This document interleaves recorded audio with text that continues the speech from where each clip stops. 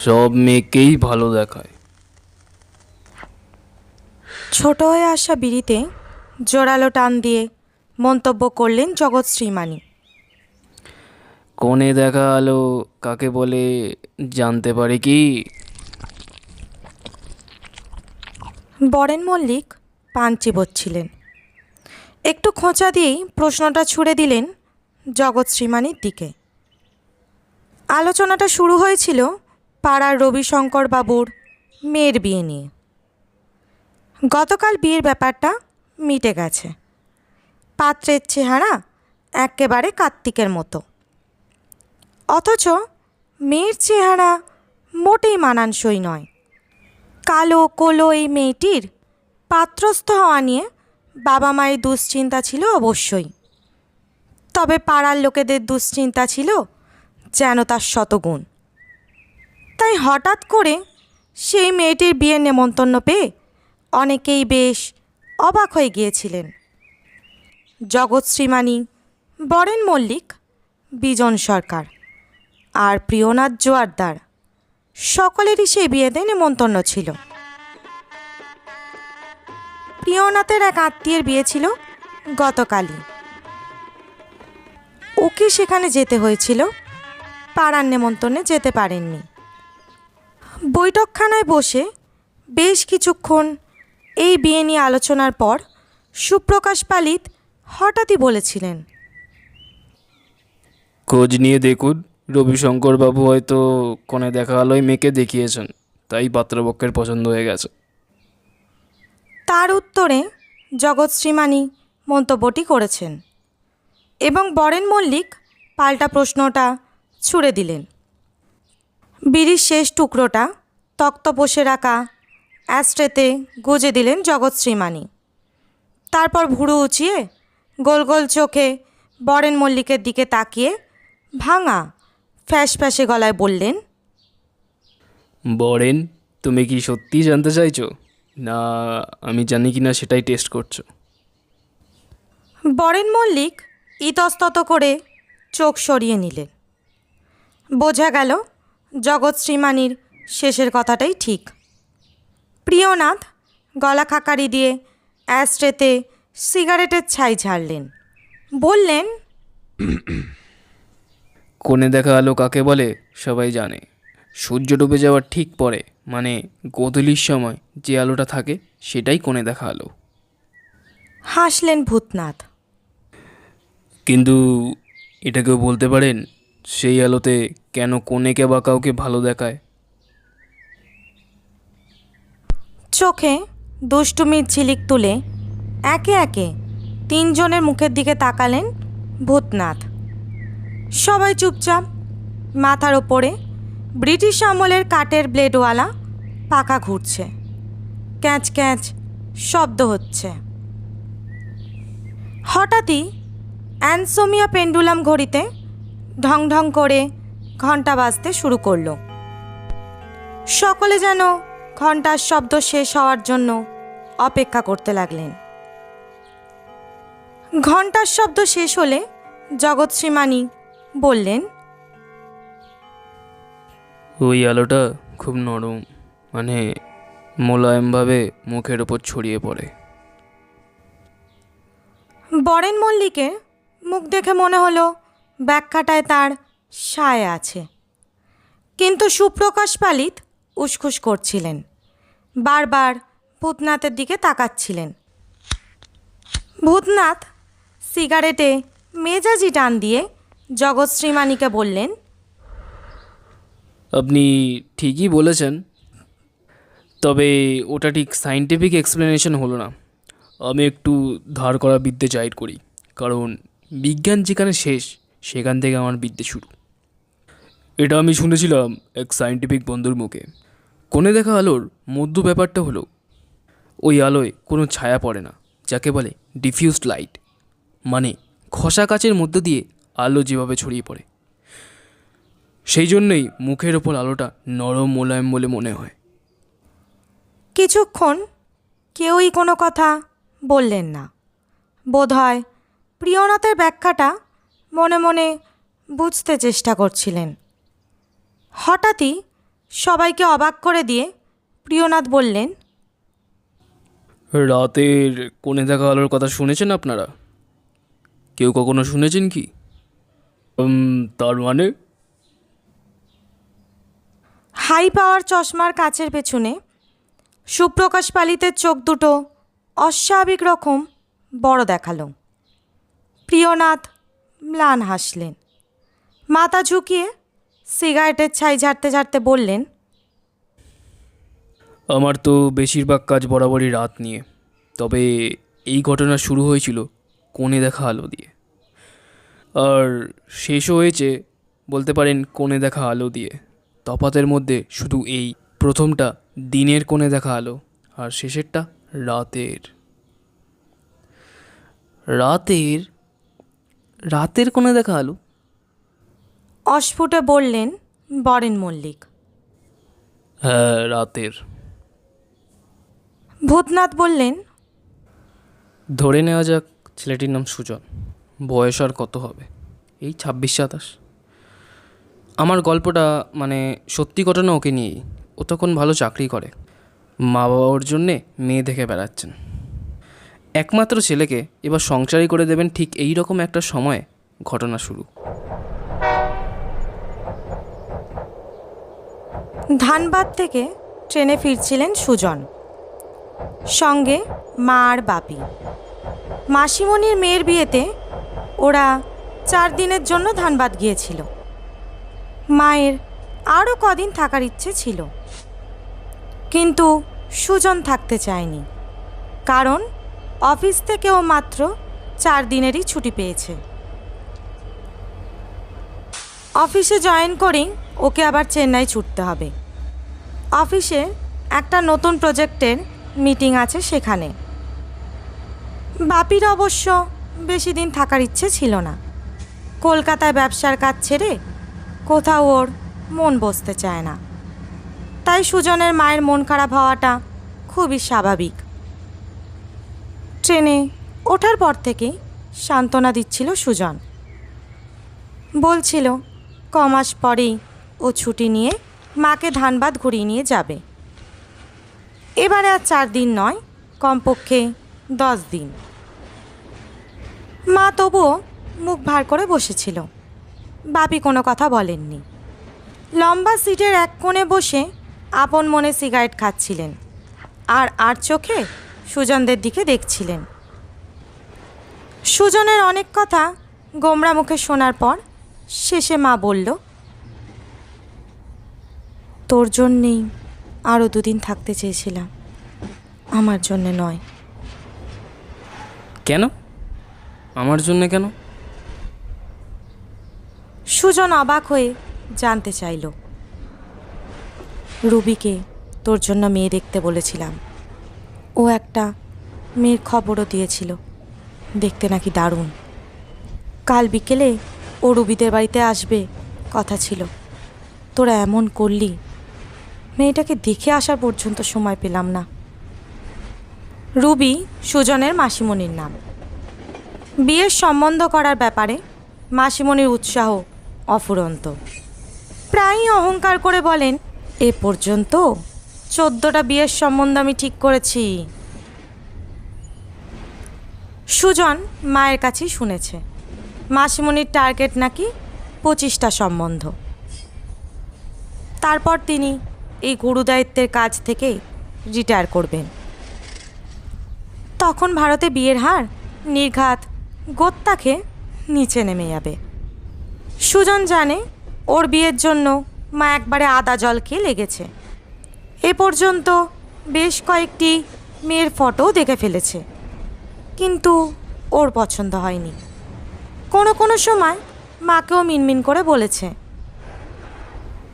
এত তাড়াহুড়োর কি আছে, আগে চাকরিতে একটু দাঁড়িয়ে নি। কিন্তু মা সেসবে আমল দেয়নি। অনুসন্ধান পুরো দমে চলেছে। মায়ের আক্ষেপটা শোনার পর সুজন মাথা নেড়ে বলল, তোমাদের কিছু এন্থু আছে বটে। কি বললি? ছেলের কথাটা ঠিক ধরতে না পেরে মা প্রশ্ন করল। সুজন বলল, না, কিছু না। তারপর জানালা দিয়ে বাইরের ছবি দেখতে লাগলো। মাঠ, প্রান্তর, দিঘি, হাঁস, ফিঙে, ঘুঘু সব একে একে ছুটে চলেছে উল্টো দিকে। শুধু পশ্চিমে হেলে পড়া সূর্যটা জানালার ফ্রেমে নাছোড়বান্দার মতো আটকে রয়েছে। কি অপূর্ব ছবি! এ ছবি কেবল একজনই আঁকতে পারেন। সুজন মুগ্ধ হয়ে গিয়েছিল, আনমনা হয়ে গিয়েছিল।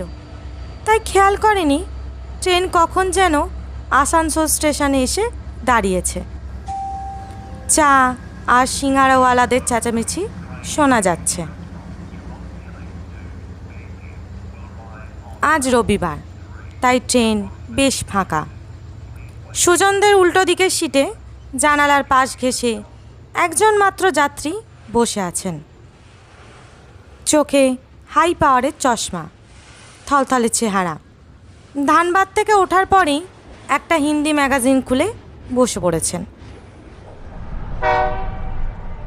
ট্রেন ছাড়ার হুইসেল দিল, তারপর নড়ে উঠল। ঠিক তখনই সুজন দেখল তিনজনের একটি পরিবার ওদের কিউবিকলের কাছে এসে দাঁড়িয়েছে। তিনজনেরই চোখের নজর পছন্দসই সিট খুঁজছে। লম্বা সিটটা প্রায় খালি রেখে পরিবারের কর্তা তার স্ত্রী ও মেয়ের দিকে তাকিয়ে বললেন, এই, এখানে এসো। সুজনদের উল্টো দিকে ওরা তিনজন বসে পড়ল। ভদ্রলোক বয়স্ক, তার স্ত্রীর বয়সও মানানসই। আর ওদের মেয়ের বয়স কত হবে? বড় জোর 20-22। মেয়েটির বোধহয় জানালার কাছে বসার ইচ্ছে ছিল, কারণ সুজন লক্ষ্য করল খানিকক্ষণ উসখুস করার পর ও হিন্দি ম্যাগাজিন পড়া ভদ্রলোককে নিচু গলায় কিছু একটা অনুরোধ করল। ভদ্রলোক চমকে উঠে মেয়েটির দিকে তাকালেন, তারপর সৌজন্য দেখিয়ে বললেন, হ্যাঁ হ্যাঁ, কেউ নেই। এবং কষ্ট করে উঠে সিটের একবারে এ প্রান্তে এসে বসলেন, যাতে ওরা তিনজন পাশাপাশি বসতে পারে। সুজন মেয়েটিকে একটু খুঁটিয়ে দেখছিল, অনেকটা যেন পাত্রী দেখার চোখে। হলুদ কালোয় ছাপা চুড়িদার, গলায় সরু চেন, কানে চকচকি পাথরকুচি বসানো দুল, বাঁ হাতে ঘড়ি, কপালে সর্ষের দানার মতো টিপ। গায়ের রং ময়লা, মুখটা সামান্য লম্বাটে, নাক স্পষ্ট। তার ডান পাশে একটা বড় জরুল, ঠোঁট কালচে গোলাপি, চিবুকে ছোট্ট টোল পড়েছে। মেয়েটির চোখ দুটি অতি সাধারণ, তবে চোখের পলক বেশ ঘন এবং লম্বা। মাথায় চুলও অনেক। আলগা বেনির বেশ খানিকটা সিটের ওপরে সাপের মতো এঁকে বেঁকে পড়ে আছে। মেয়েটি মোটেই সুন্দরী নয়, তবে সুশ্রী বলা যায় অনায়াসে। আচ্ছা, সুজন যদি পাত্রী দেখতে যেত, তাহলে এই মেয়েটিকে কি সত্যি পছন্দ করত? বোধহয় না। সুজনের এখন এই এক মুশকিল হয়েছে। অবিবাহিতা কোনো তরুণীকে দেখলেই ওর মন পাত্রী দেখার মাপকাঠিতে তার সৌন্দর্য মাপতে চায়। এ এক অদ্ভুত খেলা। মনকে হাজার বারণ করেও সুজন বাগ বানাতে পারেননি। এজন্য নিজের ওপরে ওর মাঝে মাঝে ভীষণ রাগ হয়। নিজের এই পাগলামিতে সুজন আপন মনেই হেসে ফেলল। ওর খেয়ালই ছিল না তখনও আনমনাভাবে তাকিয়েছিল মেয়েটিরই দিকে। হাসছেন কেন? সুজন একবার হকচকিয়ে গেল। কি বলবে ভেবে পেল না, কারণ মেয়েটি সামান্য বিরক্ত গলায় প্রশ্নটা ছুড়ে দিয়েছে। ওর ভুরু কুঁচকে গেছে, চোখে সন্দেহের ছায়া। দুজনেরই মা বাবা পাশে বসা। সুজন খুব বিব্রত হয়ে পড়ল। ওর মুখ লাল হয়ে গেল। কানে উত্তাপ টের পেল। কোনো রকমে বলল, আপনি মনে হয় ভুল বুঝেছেন। আমি আনমনে স্কুল লাইফের কথা ভাবছিলাম। তখনকার একটা মজার ব্যাপার হঠাৎ মনে পড়ে যাওয়ায় হাসি পেয়ে গেছে। মেয়েটি এই উত্তরে তেমন খুশি হলো বলে মনে হলো না। তাই সুজন সাত তাড়াতাড়ি স্মৃতি হাতড়ে একটা স্কুলের গল্প শুনিয়ে দিল। গল্পটা সত্যিই মজার ছিল, তাই মেয়েটিও হেসে ফেলল। দুই পরিবারের গল্প শুরু হয়ে গিয়েছিল খানিক আগেই। কথায় কথায় জানা গেল মেয়েটির নাম চন্দ্রা। ওদের দেশ আসানসোল। সেখানে এক আত্মীয়ের বিয়ে উপলক্ষে ওরা এসেছিল। এখন কলকাতায় ফিরছে। ধানবাদেও ওদের 2-4 জন আত্মীয় আছে। কখনো কখনো ধানবাদেও ওরা বেড়াতে যায়। টুকরো টুকরো কথা হচ্ছিল, চা খাওয়া হচ্ছিল। তারই মধ্যে সুজন লক্ষ্য করল মা বারবার ওর দিকে দেখছে। মনে হলো যে ইশারায় কিছু একটা জানতে চাইছে। সুজন মুখ ফিরিয়ে নিয়ে জানলা দিয়ে বাইরে তাকালো। চন্দ্রা তখন ওর জানালার তাকে বাঁ হাত রেখে ঝুঁকে পড়ে ওর হাতের পিঠের ওপরে চিবুক রেখেছে। 2 চোখ মেলে দেখছে বাইরের দিকে। ওর কয়েক গোছা চুল হাওয়ায় উঠছে, কখনো কপালে পড়ছে, কখনো চোখের ওপর। বাইরে তখন সূর্য ডুবে গেছে, কিন্তু তার দীপ্তির আভা থেকে গেছে আকাশময়। এই সময় মেঘের যা কাজ তাই করেছে। সূর্যের ভালোবাসায় কুটি কুটি হয়ে রামধনুর নানান রং মেঘে পশ্চিম দিগন্তে ছড়িয়ে পড়েছে। অপরূপ এক আলো সবাইকে তখন সুন্দর করে তুলেছে। গাছপালা, ধানক্ষেত, পুকুর, ইলেকট্রিক তারে বসে থাকা ছোট্ট পাখিটি সবাই যেন অন্যরকম সাজে সেজে উঠেছে। চন্দ্রাকেও তখন অন্যরকম দেখাচ্ছিল।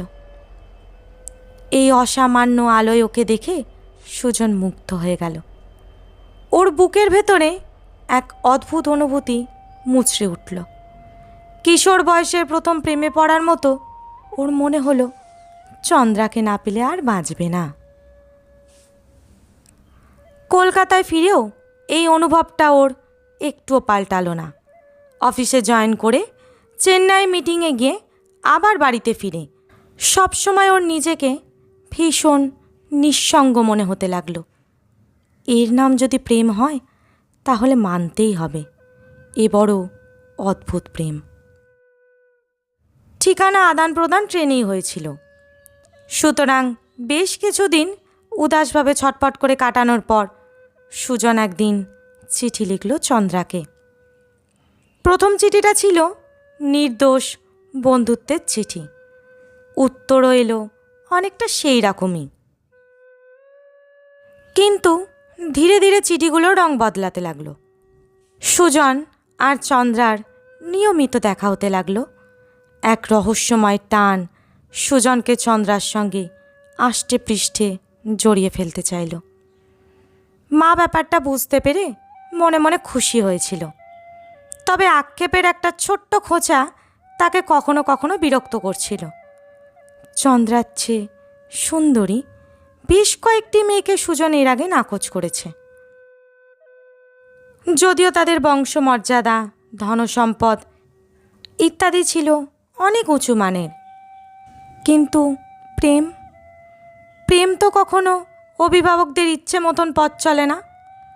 সুতরাং দুই পরিবারের সমঝোতায় আনুষ্ঠানিক বিয়ের কথাবার্তা শুরু হলো এবং বিয়ের দিনক্ষণও ঠিক হয়ে গেল। ঠিক এই রকম একটা সময় একটা অদ্ভুত ঘটনা ঘটল। চন্দ্রারা সপরিবারে রাতারাতি নিরুদ্দেশ হয়ে গেল। নিরুদ্দেশই বলা যায়, কারণ সুজন একদিন ওদের বেলঘরিয়ার বাড়িতে গিয়ে দেখে ওদের দরজায় তালা ঝুলছে। আশেপাশে খোঁজ খবর করে স্পষ্ট কিছু জানা গেল না। 2-1 ভাষাভাবে বললেন ওদের কোন এক আত্মীয় নাকি অসুস্থ হয়ে পড়েছে।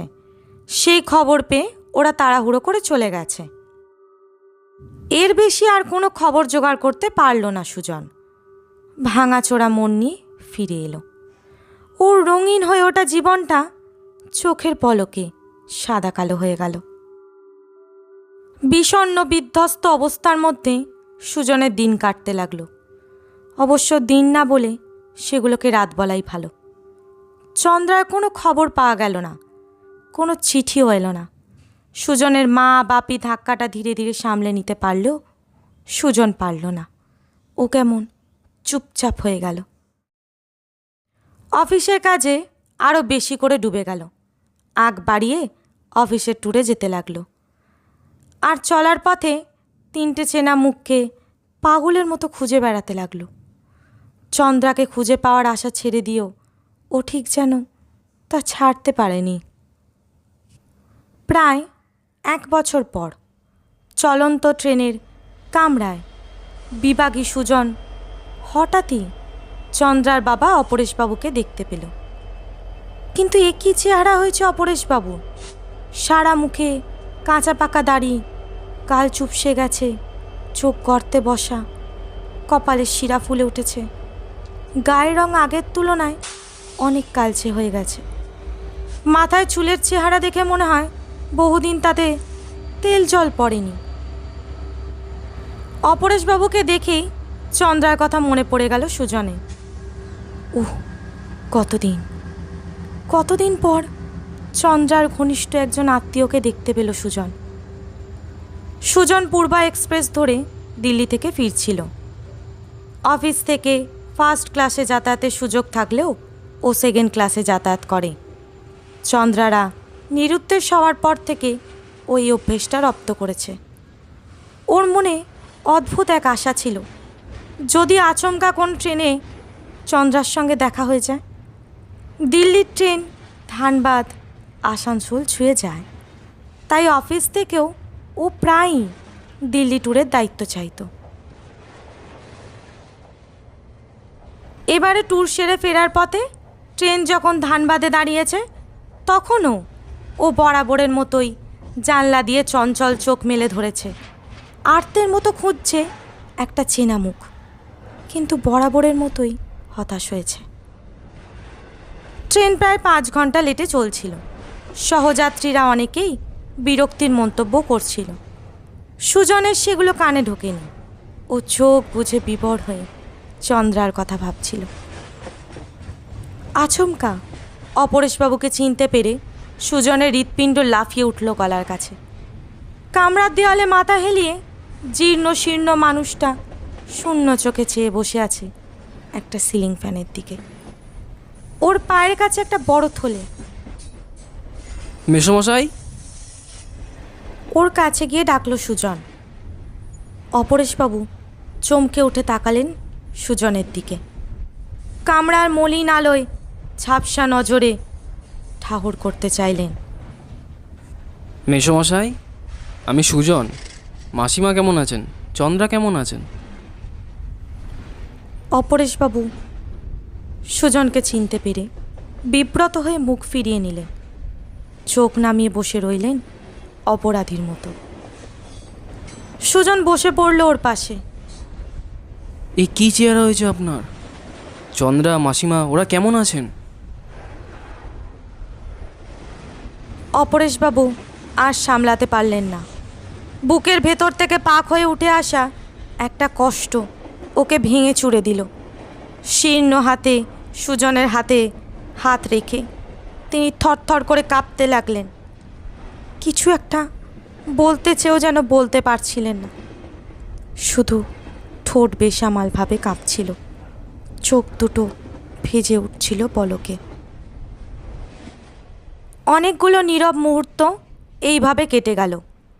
সুজন মানুষটাকে সময় দিল। অনেক প্রশ্ন ওর মনে ভিড় করে এলো, চুপ করে রইল। নিঃশব্দ তালে শব্দ তুলে ট্রেন ছুটে চলেছে। বাইরের অন্ধকার ভেদ করে তীরের মতো ছুটে আসছে বাতাস। বাতাসে সামান্য ঠান্ডা ভাব। শীত আর বেশি দূরে নেই। অনেকক্ষণ পর নিজেকে সামলে নিয়ে কথা বলতে পারলেন অপরেশবাবু। মালবাজারে ওর ছোট ভাইয়ের হঠাৎই হার্ট অ্যাটাক হয়। তার সঙ্গে পারিবারিক ঘনিষ্ঠতা এতটাই ছিল যে টেলিগ্রাম পাওয়া মাত্রই ওরা তিনজনে ছুটে যান শিলিগুড়ি। শহর থেকে প্রাইভেট কারে করে মালবাজারে যাওয়ার পথে একটা ট্রাকের সঙ্গে ওদের গাড়ির মারাত্মক অ্যাক্সিডেন্ট হয়। চন্দ্রার মা দুজনেই সাংঘাতিক রকমভাবে চোট পায়। বাঁচার কোনো আশাই ছিল না। তারপর বহু কষ্ট করে ডাক্তার, হাসপাতাল, জড়িবুটি, কবচ, ঝাড়ফুঁক, তন্ত্রমন্ত্র ইত্যাদি করে কোনো রকমের শেষ রক্ষা হয়। অপরেশবাবুর বাঁ হাতটা ভেঙে গিয়েছিল, তাছাড়া মাথাতেও চোট পেয়েছিলেন। সেসব সামলে ওঠার পর কারোর সঙ্গে তিনি আর যোগাযোগ করেননি। যোগাযোগ করার মতো পরিস্থিতিও ছিল না। তাই তারা একরকম অজ্ঞাতবাসে চলে যান। আসানসোলের এক নির্জন প্রান্তে নতুন ঠিকানায় থাকতে শুরু করেন। অপরেশবাবু একসময় গিয়ে কলকাতার পাট চুকিয়ে চলে আসেন। তারপর থেকেই সম্পর্কের সব ডালপালা ছিন্ন করে ওরা একান্তে চুপি চুপি দিন কাটান।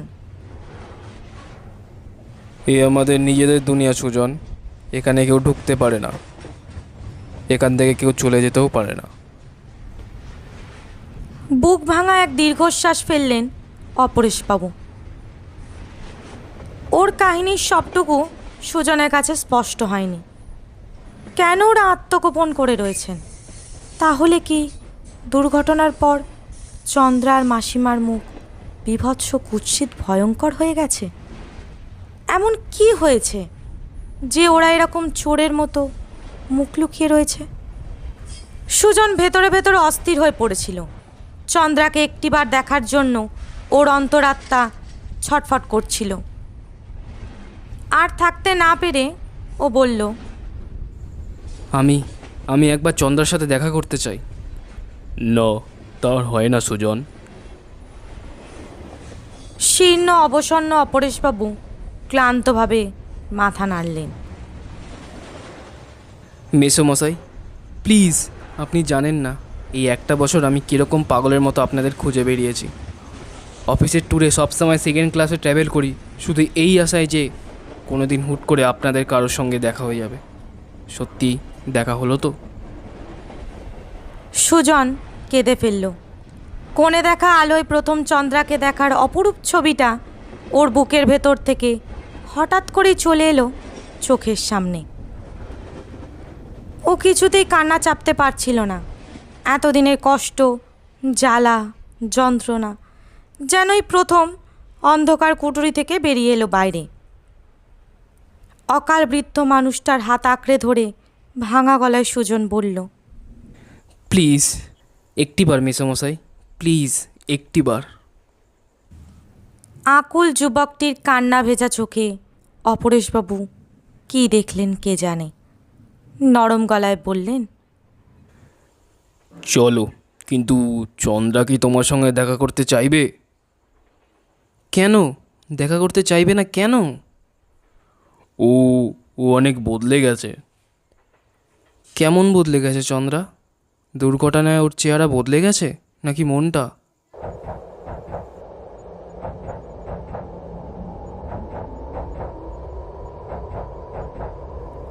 সুজন শত ভেবেও কোনো উত্তর খুঁজে পাচ্ছিল না।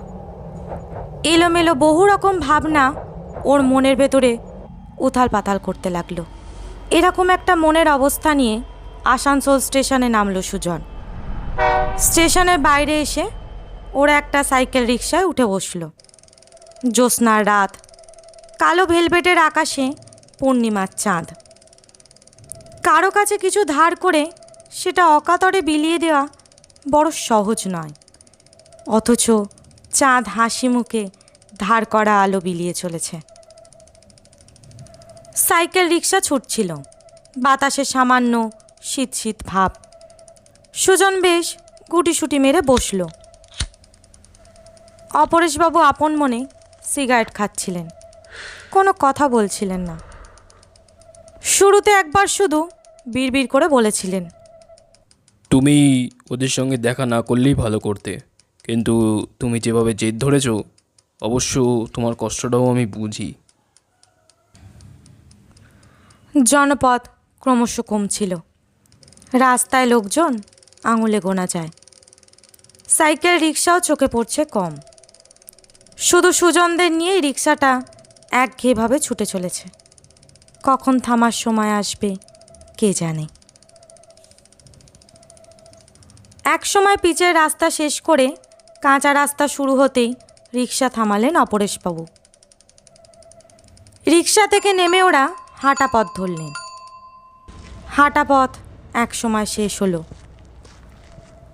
টিনের চাল দেওয়া বড়সড় একটা একতলা বাড়ির সামনে এসে অপরেশবাবু আলতো গলায় বললেন, এসো সুজন, আমরা এখন এখানেই থাকি। বাড়ির ভেতরে ঢুকেই কেমন অদ্ভুত লাগলো সুজনের। ঠান্ডার কামড়টা বাইরের চেয়ে যেন একটু বেশি, আর হালকা ন্যাপথলিনের গন্ধে পরিবেশটা ভারী হয়ে উঠেছে। বড় মাপের বসবার ঘর, তার 4-3টে জানালাই হাট করে খোলা। এদিক ওদিক ছিটকে পড়া চাঁদের আলো চোখে পড়ছে, আর ঘরের আলো এতই কম যে চাঁদের আলোর সঙ্গে প্রায় পাল্লা দিচ্ছে।